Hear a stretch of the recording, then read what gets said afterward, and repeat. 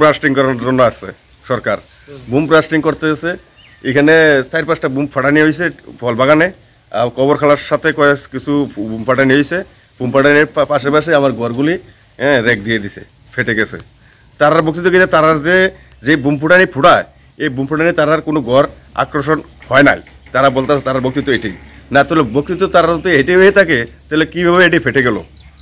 তার সঙ্গে আমরা এটাই বললাম, আপনারা ফেটে যান, কোনো ক্ষতি নেই। আমাদের এই ঘরগুলির ক্ষতিপূরণ এইগুলি দিয়ে আপনারা বুম ফেটে যান, অসুবিধা নেই। আপনারা কাকুয়ে কোনো কথাই বলবে না, কারো কোনো কথা বলবে না। আমার বক্তৃতা এতটুকুই। আমার ঘরের মেনটেন্স এই ঘর ভেঙে পুরা ঘর করতে লাগবে। যেভাবে মানে 10-12টা ফাটা দিয়েছে, এই ফাটাগুলি উড়াইতে গেলে আমার ঘর ভেঙে যেতে হবে, ভেঙে আবার নতুন করে উড়াতে লাগবে। আপনারা মানে যারা কর্মকর্তা আছে তার কোনো সম্পর্ক বা কথাবার্তা আছে না? এমন কোনো কথাবার্তা হয় নাই। এক ফারুক করে নাম এক অফিসার আছে, এই তাই নিয়ে আসছিল, এসে ছবি টবি উড়ে নিয়ে গেছে।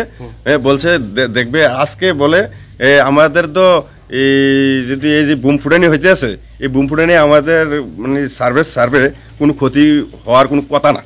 তাই নিয়ে উল্টা বলছে, এমন বলছে উল্টা। আজকে উল্টা বলছে। আমাদের কোনো কথাবার্তা হয়নি। আমাদের এইটুকু আজকে বুম ফুটানোর জন্য আসছে। আমি আজকে বাধা দেবো। কেমন বাধা দেবো? আমরা এই যে ক্ষতিপূরণ দেওয়ার পর আপনারা বুম ফুটাই নেন, এটি সরকারি কাজ। আমরা বাধা দেওয়ার এমন ক্ষমতা নাই। আমাদের গরিব মানুষ, আমরা বহুত কষ্ট করে 3 ইঞ্চি ওয়াল ঘরে কমপ্লিট করতে পারছি না এখনো।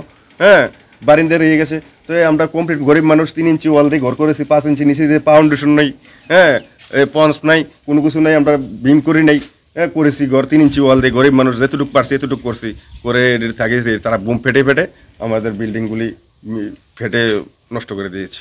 এই জায়গাটার নাম কি? এই জায়গার নাম বাসতুলি এলাকা, নরজলা। কত পরিবার হইতে পারে এমন এই ফেটে গেছে? যে কত পরিবার, প্রায় 20-25 পরিবারের ঘর ফেটে গেছে। এর মধ্যে কোনো তারা প্রশাসনের মধ্যে আপনাদের কোনো না, এমন কোনো জানাজানি হচ্ছে না। আপনি কি পদক্ষেপ নেবেন যদি না হয়? আপনারা কোনো ক্ষতিপূরণ বা না, ক্ষতিপূরণ যদি তারা এই প্রবেশ না নেয়, আমি ওএনজিসি নামে কেস করব। আমি কেসে যাব, আমার তো এটা পেতে লাগবো। তাহলে আমি তারা যদি প্রশাসন তারা না মানে, আমাদের গরিব শ্রেণীর মানুষের এই ক্ষতিপূরণ দিবে না বলে, তো না তারা বেগে যাবে, তারা কাজ করে তারা চলে যাবে, তার আগে আমি কই পাবো? তারা আমি ওএনজিসি নামে আমি কেস করে আমি আপিল করে কেস করুম।